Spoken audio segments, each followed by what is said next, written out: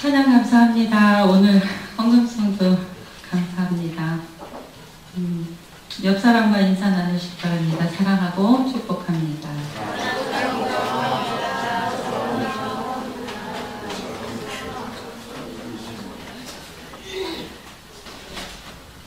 매일 엄청난 양의 지식과 정보가 쏟아져 나옵니다. 빠른 속도로 사람들의 지식이 늘어가고 있습니다. 많은 지식과 정보를 얻기 위해서 사람들이 아주 치열하게 살아갑니다. 이 음악만 해도 옛날에 단순했던 리듬이 갈수록 복잡해져 가고 오늘도 좀 다른 리듬이잖아요. 화성도 나중에 쓰다 쓸 게 없으니까 반음계, 12음계 나가다가 요즘은 음계를 파괴하는 음악이 나오고 있습니다. 분야별로 책도 수없이 나옵니다. 지식이 쌓여가는 속도는 10년마다 2배라고 합니다. 어떤 학자는 그렇게 얘기해요. 1900년에서 1950년대까지 지식이 그 이전에 쌓였던 지식의 2배다. 앞으로 2020년이 되면 시간마다 갑절이 되어갈 것이라고 얘기합니다. 하루가 다르게 변해가는 과학기술을 따라가기가 벅찹니다. 저희 손에 가지고 있는 이 스마트폰도 사실은 기능을 다 알고 쓰지 못해요. 몇 가지 내가 아는 그런 것만 쓰고 있습니다. 그런데 지식이 쌓여가면 지식이 쌓여간다고 해서 사람들이 멋있어지거나 인품이 좋아지는 것 같지는 않습니다. 오히려 분노가 폭발해서 분노 조절 장애가 일어나고 있고, 말도 안 되는 운전하다가 화가 난다고 나가서 야구방망이로 유리창을 깨뜨리는 사람들도 있고, 학생들의 언어와 신체 폭력은 그 잔혹성이 날로 더해져 가고 있습니다. 오늘이 기독교 교육 진주일이에요. 옛날에는 난 사람, 든 사람, 된 사람이 되라. 홍익인간이라는 말, 홍익인간이 되어라. 그런 말이 사라졌습니다. 이제는 어린 시절부터 상품화된 맞춤 교육에 정신이 없습니다. 교육의 가장 기본이 되는 가정조차도 어찌 보면 교육을 포기하고 자녀의 교육과 양육을 사회의 책임으로 떠넘기려는 현상도 일부 보입니다. 지식은 쌓여가지만 오히려 사람들이 어리석어지는 어떤 하향의 길로 가는 것은 아닌가 생각이 듭니다. 사회학자인 박홍은 이런 가치 불확실 시대의 인성이라는 글에서 현대사회 교육의 위기를 이렇게 얘기합니다. 인간과 자연, 인간과 인간, 인간과 신의 화해를 이루어야 한다. 그래야 교육이 살아난다라고 제안합니다. 인간과 신이 멀어지면서 상대적인 가치를 절대화시키고 절대적 가치가 상대화되면서 사람들은 절대적 가치의 기준을 허물어버렸다고 합니다.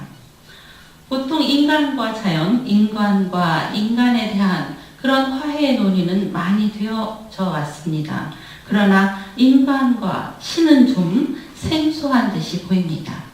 그런데 잘 살펴보면 인간과 신의 화해는 어찌 보면 아주 고전적인 생각입니다. 요즘 홀리스틱을 주장하는 교육활동 모임이 있습니다.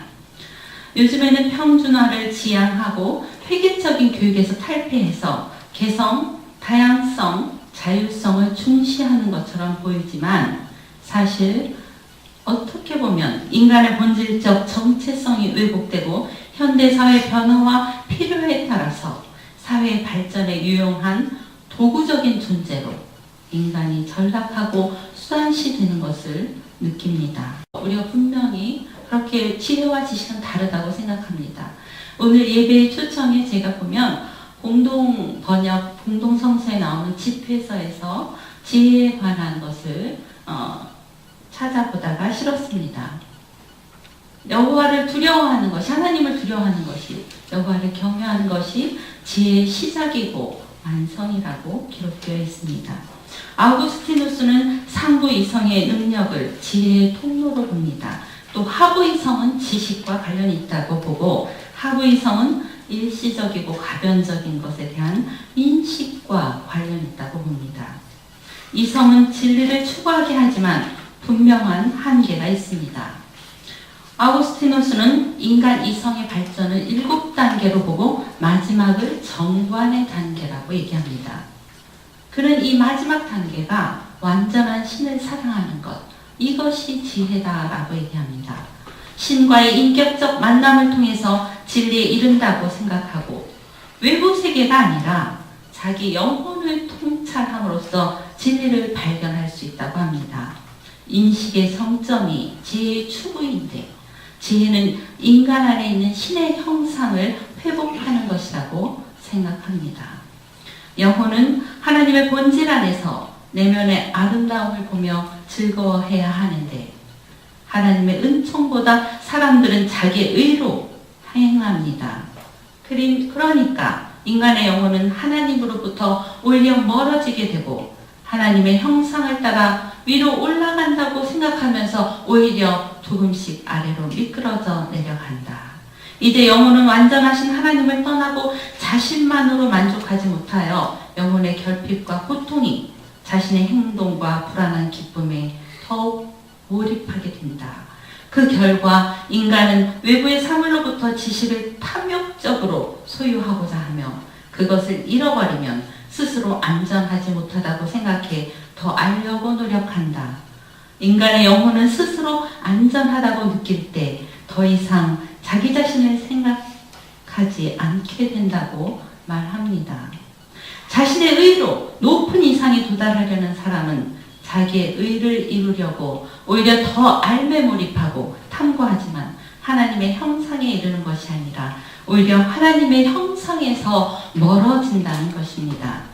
그것은 온전한 만족이 아니며 인간이 자족할 때 내 영혼을 깊이 통찰하고 하나님과의 관계가 회복될 때 영혼의 불안에서 벗어나 안전함을 느낀다는 말입니다. 저희 옆집에 매일 싸우는 어머니와 아들의 목소리가 들립니다. 매일 되게 고정적인 시간에 한 30분에서 1시간 그 어머니의 끊임없는 긴장된 고조된 높은 톤의 목소리가 들려옵니다. 아들은 컴퓨터 앞에 앉아있고 가끔 대항하는 말을 몇 마디 합니다. 어떤 때는 그 어머니 목소리가 너무 긴장되고 듣기가 거북해서 녹음해서 한번 들려주고 싶다는 생각이 들 때도 있습니다. 한참 1시간쯤 그렇게 하다가 어느 정도 잦아듭니다. 왜 그럴까 생각해 봅니다. 사실 사람은 누구나 다 천재입니다. 하나님으로부터 받은 재능을 가지고 태어났다는 말입니다. 옆 사람을 보십시오. 얼마나 천재입니까? 하나님으로부터 받은 재능이 다 다릅니다. 우리의 교육이 각기 다른 재능을 살리지 못하고 오히려 천재성을 말살시켜버리는 교육은 아닌지 생각해 보아야 합니다. 요즘 피아노 학원을 보면 전공하지 않으면 3학년, 초등학교 3학년 이상 된 아이들을 찾아보기 어렵습니다. 물론 어느 정도 이제 바이올린, 트르니 치다가 좀 어려워지면 아이들이 스스로 포기하기도 하지만 학부모들이 공부할 시간이 없어서 더 이상 아이들을 학원에 보내지 않습니다. 점점 예체능 과목이 고학년이 될수록 줄어듭니다. 그런데 아이러니하게도 언제부터인가 그룹으로 하는 체육 활동이 광고되기 시작했습니다. 저녁에 서울고등학교를 걸으러 운동장에 나가면 초등학생들이 모여서 축구나 운동을 합니다. 그런데 살펴보면 지도교사가 있습니다. 학교에서 건강한 정서와 신체를 위한 음악, 미술, 체육이 입시를 위한 과목으로 대치되다 보니까 아이들의 정서와 신체 발달에 관심 갖는 부모들을 겨냥한 소그룹 사교육 모임이 생깁니다. 요즘 교육도 유행 따라 쏠립니다. 여자아이들은 발레가 인기입니다. 초등학교 어린 여자아이들이 발레복을 입지 않는 아이들이 없습니다. 다리가 길어진다는 소망으로 어머니들이 아이를 발레를 시킵니다. 한동안 키 크는 데 도움이 된다고 농구가 유행했습니다. 어떤 이론이 발표되면 그것이 교육 상품을 만들어내고 소비를 촉진시키기 위해서 붐을 일으킵니다. 학교 동아리 활동이 없어지고 특별 활동은 줄어드는데 가정에서 자녀를 데리고 여행을 갈 경우에는 교육과정으로 생각하는 제도가 생깁니다. 공동체가 아닌 개인과 가족 중심으로 변해가고 있습니다. 먹고 살기 힘든 가정의 학생은 그저 무관심한 교육 현장 속에서 혼자만의 세계에 빠져들기 쉬운 PC방을 향합니다. 반면에 관심을 쏟아붓는 가정의 학생들은 학원, 그룹, 개인 교육을 받느라 정신없습니다. 밤늦게까지 학원에 잡혀있고 학원 과제를 하고 학교에서는 잠을 자는 학생들이 많습니다. 물론 기숙사 생활하는 학교에서는 늦게까지 자신들이 자율학습하는 학교는 덜하겠지만 그렇지 않은 학교에서 학생들이 잠을 자는 풍경은 흔히 볼 수 있는 풍경입니다. 선생님들은 그들을 방해할 마음이 전혀 없습니다. 학업을 위해 신앙을 포기하거나 잠시 유보할 수 없는 현실 속에서 살아갑니다. 위기의식을 느끼고 불안하지만 어쩔 수 없이 사회의 조류에 떠밀려 가고 있습니다. 지식을 위해서 지혜를 포기하는 삶을 권하고 있는 사회입니다. 열심히 교육하고 지식은 풍성한데 지혜는 없습니다. 정신없이 사람들을 쫓아다니며 시기와 다툼으로 경쟁합니다. 공동체보다는 자신을 생각합니다. 지혜의 온유함으로 선행을 보이지 못합니다. 그러니 학생들이 지식은 많이 쌓여가는데 인류 사회를 바라보고 역사를 고찰하면서 미래를 바라보기보다는 눈앞의 삶, 쾌락, 정욕을 따라갑니다. 그에 따라 전공에 쏠린 현상은 심각합니다. 요즘 순수학문, 순수예술은 자리를 잃어가고 있습니다. 야고보서의 말씀은 오늘날 교회에 매우 중요합니다. 이분화되고 싸우고 다투는 현대사회에서 교회는 하나님의 지혜로 서야 함을 말합니다. 예수님 승천 후에 압제로 인해 경제적 박해를 받던 교회를 향한 말씀입니다. 마태복음 산상수훈과 누가복음의 평지수훈의 말씀과 맥락을 같이 합니다. 당시 세상과 타협해 나가는 사람들과 폭력적으로 로마에서 해방을 이끌어가려던 열심 당원들 사이에서 서로 분열이 일어납니다. 교회의 분열을 보면서 야고보는 하나님의 지혜로 하나가 될 것을 말합니다. 세상과 타협하는 사람들, 세상과 싸우려는 사람들, 점점 분열되어 가고 있는 사회 속에서 야고보는 하나님의 지혜로 하나가 되라. 지혜의 온유함으로 하나가 되라고 말합니다. 거짓된 지혜는 독한 시기와 다툼을 가져옵니다. 혼란과 악함을 가져옵니다. 그러니 거짓 지혜는 의보다 불의를 택하고 선함보다는 악함을 즐거워하고 시기와 다툼으로 자랑하고 거짓말합니다. 스스로 선생이 되어 지혜와 총명이 있다고 하지만 실생활에서 이기적이고 세속적인 욕망으로 서로 분쟁과 다툼을 일으킵니다. 3장 14절 말씀에 그러나 너희 마음속에 독한 시기와 다툼이 있으면 자랑하지 말라. 진리를 거슬러 거짓말하지 말라. 이러한 지혜는 위로부터 내려온 것이 아니요 땅 위의 것이요 정욕의 것이요 귀신의 것이니 시기와 다툼이 있는 곳에는 혼란과 모든 악한 일이 있습니다. 기록되어 있습니다. 지혜와 총명함이 있다면 지혜의 온유함으로 행하라고 하나님은 지금 이 시대에 우리에게 말씀하십니다. 너희 중에 지혜와 총명이 있는 자가 누구냐? 그는 선행으로 말미암아 지혜의 온유함으로 그 행함을 보일지니라.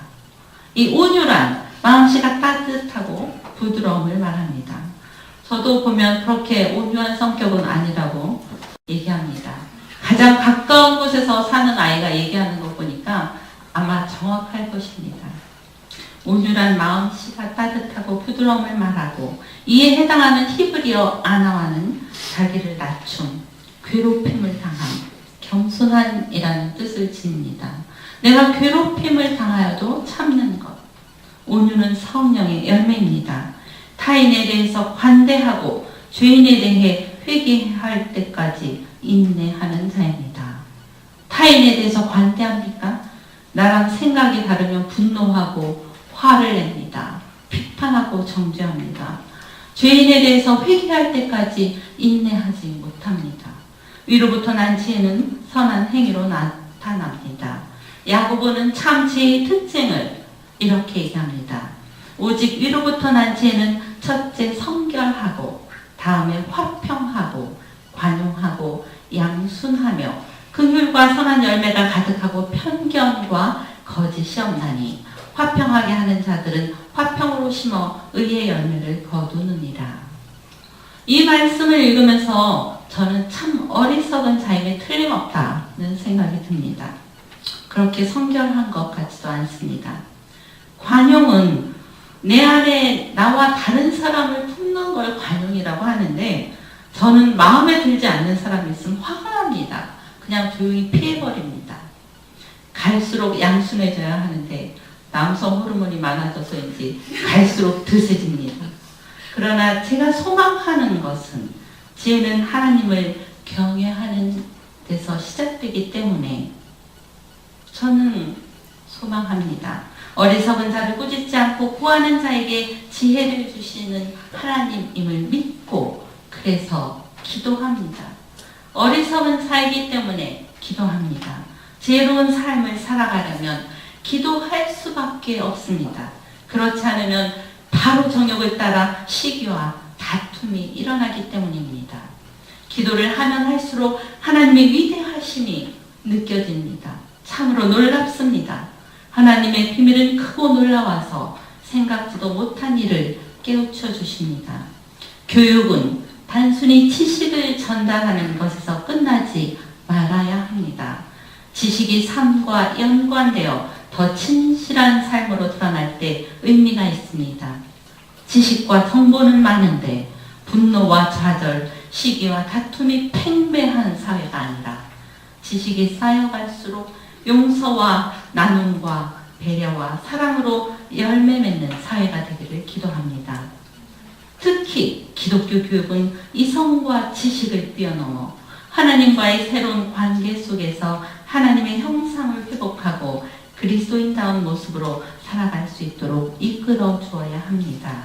우리 모두 위로부터 지혜를 구하는 겸손함 속에서 선한 열매를 맺고 살아갈 수 있기를 바랍니다.